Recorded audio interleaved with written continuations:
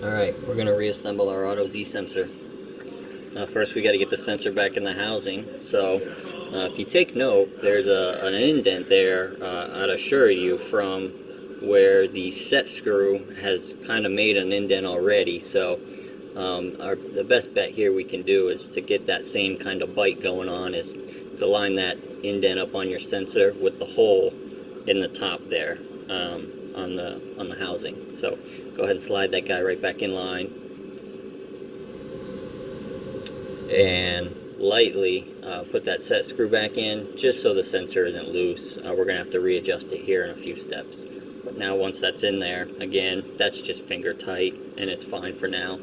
So now what we got to do is get the rod back inserted to the main middle housing here, and the head is just going to kind of go down and end up catching inside, and that guy just stops right there for it. So now we'll slide the spring back on. You probably have to hold this to slide the spring back on here, and then give the spring a little compression just to kind of push it back up. And what we're doing is going to be going for about a 1/4 inch. And so the way we typically kind of put this guy back on is you want to hold this here and then screw your the end on, the little end of the sensor, screw it on just until you meet your fingers there, and then let go. It's going to just hold a little bit of tension there. It'll be pretty loose, and that's okay. So now what we'll do is just go ahead and screw it back onto the top half of your housing. Get it screwed on. And now we just need to go ahead and get the whole bottom cone threaded right back on. So we'll go ahead and slide that back up over and right back on until it's tight. Perfect. Now, what we want to do with our set screw is get the sensor down as far as we can in the housing, so it takes very little up motion of pressing this to trip it.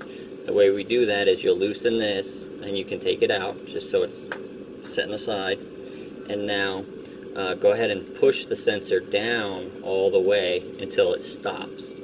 Then reinsert your set screw and give it just a little hand tight, just so you're sure that sensor is pushed down all the way until it stops. Tighten your set screw, and now go ahead and use your Allen wrench and really tighten your set screw. I grabbed the wrong one. And now we'll go ahead and, once it's tight,